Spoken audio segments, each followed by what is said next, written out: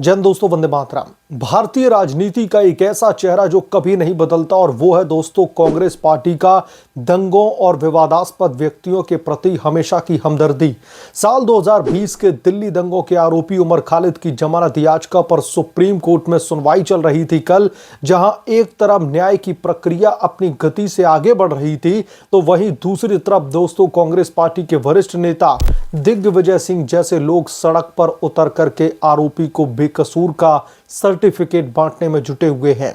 ये न केवल न्यायिक प्रक्रिया पर अनुचित दबाव डालने की दोस्तों कोशिश है, बल्कि कांग्रेस पार्टी के उस पुराने एजेंडे को भी उजागर करती है जहां पर दंगों के दोषियों को बचाने के लिए राजनीतिक लाभ की होड़ लगी रहती है। हाल ही में दोस्तों दिग्विजय सिंह ने खालिद की तत्काल रिहाई की मांग करते हुए भारतीय जनता पार्टी और आरएसएस पर मुसलमानों को निशाना बनाने का आरोप लगा डाला। लेकिन क्या दोस्तों ये महज संयोग है कि सुप्रीम कोर्ट ने सुनवाई को स्थगित कर दिया, या फिर घटना कांग्रेस पार्टी की उस प्रवृत्ति का आईना है जो दशकों से दंगों की आग में घी डालने और दोषियों को ढाल बनाकर के वोट बैंक की राजनीति करने में माहिर रही है।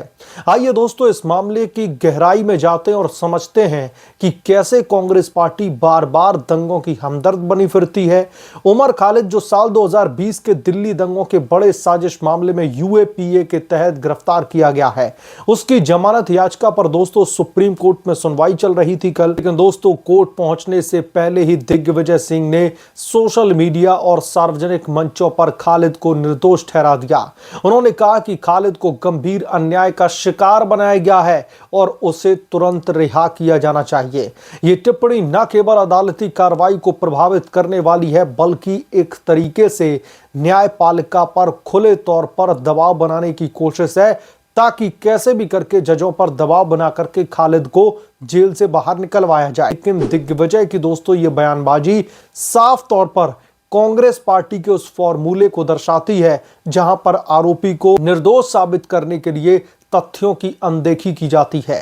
कांग्रेस पार्टी के राष्ट्रीय प्रवक्ता सुरेंद्र ने भी दिग्विजय के एक्स पोस्ट का समर्थन किया, जो दर्शाता है कि वो व्यक्तिगत बयान नहीं बल्कि पार्टी का आधिकारिक रुख भी है। क्या कांग्रेस पार्टी भूल गई है कि उमर खालिद पर दंगों को भड़काने और टुकड़े टुकड़े गैंग से जुड़ाव के गंभीर आरोप हैं? दिग्विजय सिंह जो कि कांग्रेस पार्टी के कद्दावर नेता हैं, उनकी यह हरकत महज एक नेता की नहीं बल्कि पूरी की पूरी कांग्रेस पार्टी की तंत्र की मानसिकता को उजागर करती है, जहां पर दंगों के आरोपी को पीड़ित बना करके पेश किया जाता है ताकि अल्पसंख्यक वोट बैंक मजबूत किया जा सके। सुप्रीम कोर्ट ने दोस्तों सुनवाई को स्थगित तो कर दिया, जो अप्रत्यक्ष रूप से कांग्रेस पार्टी के मंसूबों पर पानी फेरने जैसा है। लेकिन सवाल यहां पर यह है कि क्या न्यायपालिका पर राजनीतिक दबाव डालना लोकतंत्र का मजाक नहीं उड़ रहा है? कांग्रेस पार्टी की इस बेशर्मी पर भारतीय जनता पार्टी ने तुरंत कड़ा रुख अपनाया। बीजेपी नेताओं ने दिग्विजय सिंह को दरअसल रेडिकुलस का समर्थक करार देते हुए पाकिस्तान में बसने की सलाह दे डाली। उन्होंने कहा कि दिग्विजय सिंह जैसे नेता दंगों के आरोपी को बचाने के चक्कर में भारत की एकता को खतरे में डाल रहे हैं। दोस्तों ये पहली बार नहीं है जब भारतीय जनता पार्टी ने दिग्विजय सिंह को प्रो पाकिस्तानी तत्व कहा हो। साल 2023 में भी उनकी समान टिप्पणियों पर भी ऐसा ही बीजेपी की तरफ से तीखा प्रहार सामने आया था।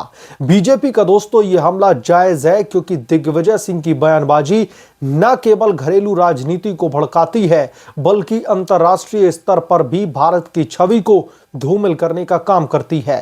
कांग्रेस पार्टी का यह एजेंडा पूरी तरीके से एक्सपोज हो चुका है, जहां पर दंगों के दोषियों को ढाल बना करके सत्ता की भूख मिटाई जाती है। दोस्तों ये घटना कांग्रेस पार्टी के इतिहास का एक छोटा सा हिस्सा मात्र है। दशकों से कांग्रेस पार्टी में दंगों को राजनीतिक हथियार बनाया गया है और दोषियों के प्रति हमदर्दी दिखा करके वोट बैंक को संभालने की कोशिश की गई है। आइए दोस्तों कुछ प्रमुख उदाहरणों पर हम एक बार नजर डालते हैं। कांग्रेस पार्टी के कुछ ऐतिहासिक पन्नों को टटोलते हैं। इंदिरा गांधी की हत्या के बाद में 1984 में हुए सिख दंगों में हजारों निर्दोष सिख मारे गए। ये दंगे कांग्रेस पार्टी की सरकार के संरक्षण में हुए और राजीव गांधी ने यह तक कह दिया कि जब कोई पेड़ गिरता है तो धरती कांप उठती है, ये कह करके उसको जायज ठहरा दिया। आज भी उन दंगों के दोषी नेताओं को कांग्रेस पार्टी ने संरक्षण दिया हुआ है। क्या दोस्तों ये हमदर्दी नहीं थी?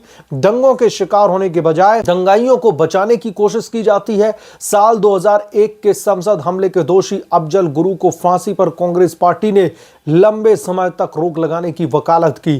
पार्टी के कई नेता, जिनमें सोनिया गांधी के करीबी शामिल रहे, उन्होंने इसे राजनीतिक फांसी करार दे दिया।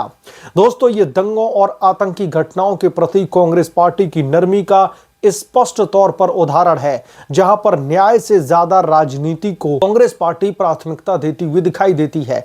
दिल्ली दंगों में 50 से अधिक लोग मारे गए थे, लेकिन कांग्रेस पार्टी ने शुरू से ही आरोपी तथा कथित छात्र नेताओं जैसे कि उमर खालिद और शर्जील इमाम को पीड़ित बता करके उनका बचाव किया है। दिग्विजय सिंह ने साल 2023 में भी दोस्तों न्यायपालिका पर सवाल उठाए थे और अब साल 2025 में भी वही सिलसिला जारी है। कांग्रेस पार्टी का यह स्टैंड साफ है कि दंगों को भड़काने वालों को बचाओ ताकि सेकुलर छवि बनी रहे। लेकिन यहां पर समझने वाली बात यह है कि कांग्रेस पार्टी वोट बैंक के चक्कर में अपराधियों के समर्थन में खड़ी हो जाती है। सच्चाई दोस्तों यह है कि यह वोट बैंक की राजनीति है जो देश की एकता को चोट पहुंचाने का काम करती है। साल 2002 गुजरात दंगों में कांग्रेस पार्टी ने मोदी सरकार को निशाना बनाया, लेकिन खुद 1992 के बाबरी विध्वंस के समय अपनी सरकार के तहत दंगों को रोकने में नाकाम रही। हमेशा दोष दूसरों पर डालना लेकिन दोषियों को बचाना, यह कांग्रेस पार्टी का ट्रेडमार्क बन चुका है। ये दोस्तों उदाहरण दर्शाते हैं कि कांग्रेस पार्टी दंगों की हमदर्द कैसे बनी रहती है। यह न केवल राजनीतिक अवसरवाद की राजनीति है, बल्कि राष्ट्र विरोधी सोच का प्रतीक भी है। जहां पर दुनिया भर में दंगों को दबाने की बात होती है, वहीं कांग्रेस पार्टी उन्हें भुनाने का जरिया बनाती है। उमर खालिद मामले में दिग्विजय सिंह की टिप्पणियां कांग्रेस पार्टी की उस मानसिकता को दोस्तों उजागर करती है जो न्याय को राजनीति के अधीन करने पर तुली हुई है। सुप्रीम कोर्ट ने सुनवाई को स्थगित कर दिया है, लेकिन दोस्तों सवाल यह खड़ा करता है कि क्या राजनीतिक दबाव न्याय को प्रभावित कर सकता है? बीजेपी का जवाब सटीक है, ऐसे नेताओं को पाकिस्तान की सलाह देना ही काफी नहीं, उन्हें राजनीति से बाहर करना भी जरूरी है। क्योंकि मुझे नहीं लगता कि राष्ट्र की संप्रभुता, राष्ट्र की सुरक्षा से बढ़कर के कुछ भी है, लेकिन कांग्रेस पार्टी को तो वोट बैंक की राजनीति करनी है, राजनीतिक रोटियां सेकनी है। कांग्रेस को आत्ममंथन करने की जरूरत है। दंगों की हमदर्दी छोड़ करके राष्ट्रहित को प्राथमिकता देनी चाहिए, लेकिन कांग्रेस पार्टी से यह कतई उम्मीद नहीं की जा सकती। कांग्रेस पार्टी का जब जब भारत विरोधी कोई एजेंडा होता है या फिर मोदी सरकार के खिलाफ में, बीजेपी के खिलाफ में, आरएसएस के खिलाफ में किसी भी तरीके का एजेंडा होता है, तो कांग्रेस पार्टी पहली सफ में खड़ी दिखाई देती है।